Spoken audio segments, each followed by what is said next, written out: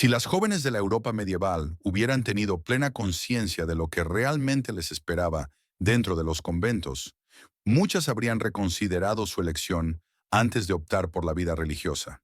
En lugar de la paz y el aislamiento prometidos, muchas se encontraban obligadas a interactuar con visitantes, participar en festividades y enfrentar situaciones completamente ajenas a la tranquilidad que imaginaban encontrar. Para innumerables mujeres de la época, entrar a un convento no era una cuestión de vocación, sino la única alternativa posible.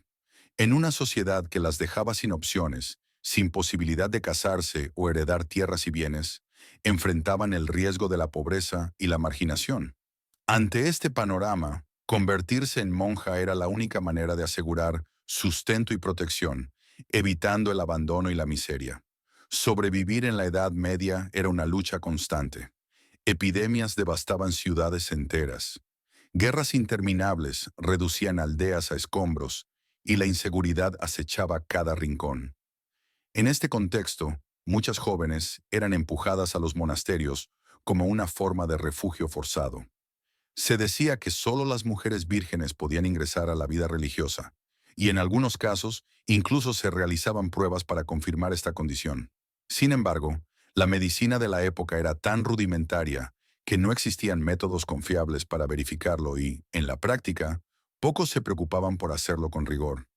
Una vez dentro del convento, las novicias debían seguir una vida ejemplar, sin contacto con hombres y dedicadas exclusivamente a la oración, el trabajo y la disciplina monástica. No en vano eran llamadas esposas de Cristo, pero la naturaleza humana no se borra con simples imposiciones.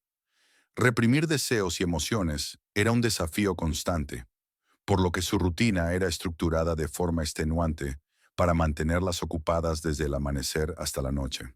Sus días comenzaban con largos periodos de oración, seguidos de tareas domésticas y actividades comunitarias. Lejos del aislamiento absoluto que imaginaban, muchas tenían responsabilidades que las ponían en contacto con forasteros en busca de ayuda, alimento o guía espiritual. Cuando finalmente llegaba la noche, la extenuación las dominaba y solo les quedaba descansar para enfrentar otro día de obligaciones intensas. ¿Alguna vez te has preguntado por qué las monjas usaban hábitos tan pesados y recatados? No solo las protegían del frío, sino que tenían un propósito simbólico y práctico: evitar miradas indeseadas y pensamientos prohibidos, tanto de ellas como de los hombres a su alrededor. El voto de castidad no era solo una promesa, sino una obligación de por vida, que debía cumplirse a toda costa. No obstante, suprimir los impulsos naturales nunca ha sido sencillo, y algunas recurrían a medidas extremas para sofocar cualquier deseo considerado pecaminoso. Se dice que algunas se arrojaban agua helada sobre el cuerpo en invierno, creyendo que esto las ayudaría a controlar sus tentaciones, aunque estas prácticas ponían en riesgo su salud, causando enfermedades graves como neumonía, especialmente entre las más jóvenes y frágiles. A pesar de las estrictas reglas de la Iglesia, no todos los conventos seguían al pie de la letra el principio de castidad. En algunos monasterios, los deseos terrenales no solo eran tolerados, sino incluso fomentados de maneras sorprendentes. Las autoridades eclesiásticas sabían que algunas monjas no resistían las tentaciones y, por contradictorio que pareciera, en ciertos casos preferían ignorar la situación. La justificación era sencilla. Al final todos eran pecadores y, dependiendo de las circunstancias, el perdón divino se aplicaba con inesperada indulgencia. A partir del siglo X, las reglas dentro de los conventos se endurecieron y los escándalos comenzaron a ser difíciles de ocultar. Uno de los casos más emblemáticos fue el del convento inglés de Lil's Hall, donde, durante casi 2 siglos, ocurrieron eventos que poco tenían que ver con la vida religiosa.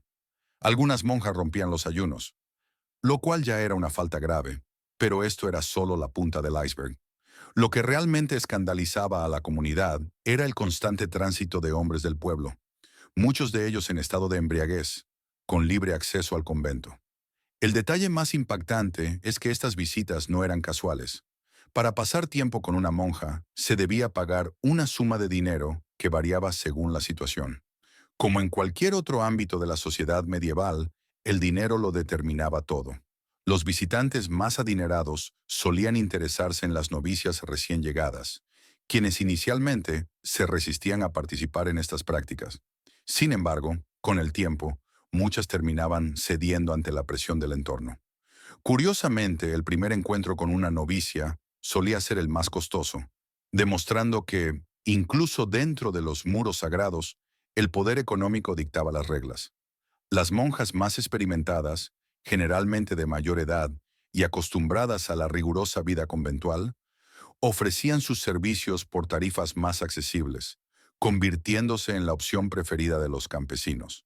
En los monasterios donde estas prácticas se daban, el vino corría sin restricciones y durante la noche, los pasillos antes silenciosos se llenaban de risas y murmullos que resonaban en los muros de piedra. Con el tiempo, la demanda creció y ya no solo acudían hombres del pueblo, sino también viajeros y forasteros, quienes tras pagar por una noche de descanso, despertaban para descubrir que les habían robado parte de sus pertenencias. Siendo extranjeros, poco podían hacer para recuperar lo perdido, convirtiéndose en víctimas de un esquema que, al parecer, contaba con la complicidad de aquellos que debían velar por la moral y la disciplina. En muchos casos, quien controlaba estas actividades era el propio abad del convento. Lejos de reprimir estas prácticas, las incentivaba, ya que los ingresos generados eran demasiado tentadores como para ser ignorados. La disciplina dentro del convento era severa, y cualquier monja que se opusiera a lo que sucedía podía ser castigada con trabajos forzados o encierro en su celda por días. Existen documentos históricos que sugieren que las muertes misteriosas de jóvenes religiosas dentro de ciertos monasterios no fueron simples accidentes, sino el resultado de condiciones inhumanas y castigos brutales. Pero los horrores no terminaban ahí.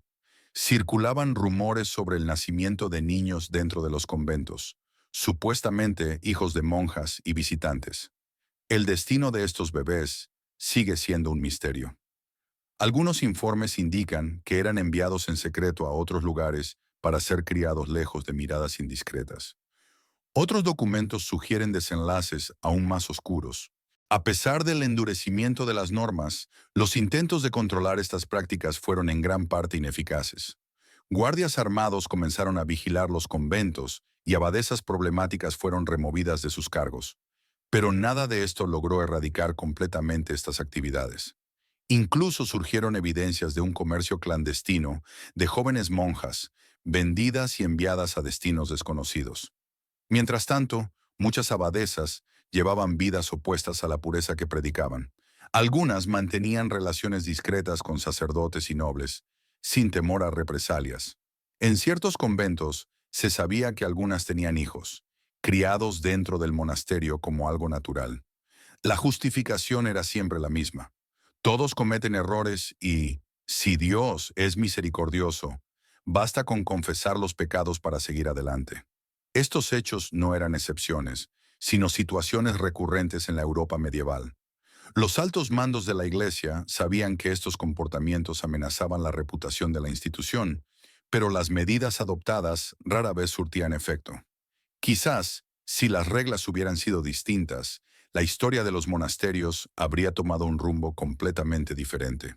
Las altas autoridades eclesiásticas eran plenamente conscientes de que ciertas monjas y clérigos representaban una seria amenaza para la reputación de la institución. Los escándalos que llegaban al conocimiento público socavaban la confianza en la fe y despertaban dudas sobre la integridad de la vida religiosa. A lo largo de los siglos, diversas medidas fueron implementadas en un intento de contener tales desviaciones. Periodos prolongados de oración, reglas cada vez más estrictas, castigos severos y, en algunos casos, el confinamiento en celdas húmedas y frías. Sin embargo, nada de esto parecía ser suficiente. Una vez que el ciclo de excesos comenzaba, solo era cuestión de tiempo para que todo volviera a repetirse. Ante esta realidad, comenzaron a surgir cuestionamientos. ¿Y si las monjas y monjes hubieran tenido la posibilidad de formar familias? ¿Habría sido la vida en los conventos más equilibrada si el celibato no hubiera sido impuesto de manera tan estricta? Tal vez, en lugar de tratar de reprimir deseos humanos naturales, una reforma en las reglas monásticas podría haber evitado tantos escándalos. En un entorno menos opresivo y más armonioso, la devoción podría haber prevalecido sin la necesidad de ocultar impulsos inevitables. ¿Quién sabe si, con reglas diferentes, la historia de los monasterios habría tomado un rumbo completamente distinto? Ahora cuéntame, ¿qué opinas sobre todo esto? Deja tu comentario y comparte tu perspectiva.